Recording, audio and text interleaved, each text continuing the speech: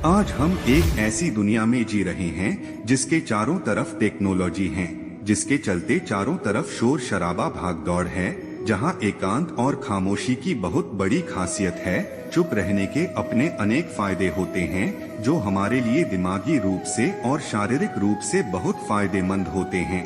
चुप रहने से व्यक्ति के सोचने समझने की शक्ति भी बढ़ती है। ऐसा नहीं है कि आपको बिल्कुल बोलना ही नहीं है, इसका मतलब है कि आपको कम बोलना है।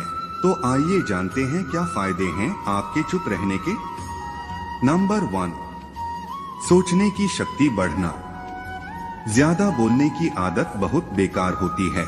इसकी वजह से आप यह नहीं सोच सकते कि आपको कब कौन से शब्द का इस्तेमाल करना है और कब क्या बोलना है। कम बोलने से आपके सोचने समझने की शक्ति बढ़ती है, जिससे आप यह समझ सकते हैं कि कब कौन सी जगह क्या बोलना है और क्या नहीं बोलना।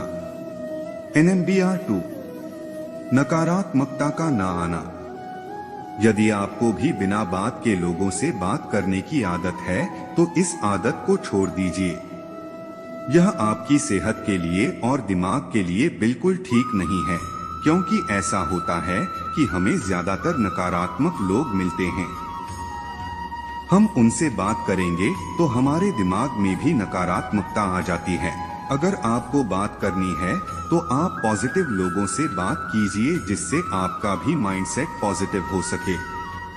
नंबर 3, दिमाग तेज होना। एक रिसर्च के मुताबिक यह बात सामने आई है कि अगर आप अपने एक दिन के कुछ घंटे शांत रहते हैं तो आपका दिमाग भी शांत रहता है, जिससे आपका दिमाग तेज होता है और आपका दिमाग समय समय पर रिचार्ज होता रहता है। ज्यादा बोलना न सिर्फ हमारे माइंड के विकास के लिए बल्कि हमारे शरीर के विकास के लिए भी बाधा बन सकता है, इसलिए आपको कम से कम बोलना चाहिए। नंबर 4, नए क्रिएटिविटी। यदि आप भी रोजाना कोई न कोई क्रिएटिविटी करते रहते हैं तो आपको कम बोलने की जरूरत है। आप ज्यादा बोलेंगे तो आपके अंदर की क्रिएटिविटी खत्म होने लगेगी, क्योंकि ज्यादा बोलने से हमारा दिमाग शांत नहीं होता और क्रिएटिविटी शांत दिमाग में ही आती है। ऐसे नहीं है कि आपको बिल्कुल ही साइलेंट रहना है, बोलिए, लेकिन बहुत कम। जहां आपकी जरूरत हो सिर्फ वहां पर बोलना चाहिए। नंबर 5, मानसिक रूप से स्वस्थ रहना। लोग बेवजह ही किसी ना किसी टॉपिक पर बेमतलब की बात करते हैं, चाहे वह किसी की बुराई हो या फिर कोई और चीज, जिससे हमारे दिमाग में नकारात्मकता आती है और हमारा दिमाग स्वस्थ नहीं रहता। यदि आप चुप रहेंगे तो आपके दिमाग में नकारात्मक बातें नहीं आएंगी, जिससे आपका दिमाग मानसिक रूप से स्वस्थ रहेगा। नंबर 6, आपकी वैल्यू का बढ़ना। कुछ लोग ऐसे होते हैं जो बिना मांगे सलाह देने लगते हैं, लेकिन आपको ऐसा बिल्कुल नहीं करना है, क्योंकि जहां आपसे सलाह मांगी जाए सिर्फ सलाह वही देनी चाहिए।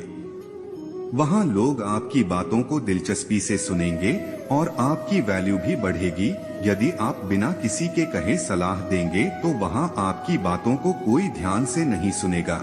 जहां आपकी जरूरत है सिर्फ वही बोलना चाहिए, वरना कोई आपकी बात को इम्पोर्टेंस नहीं देगा।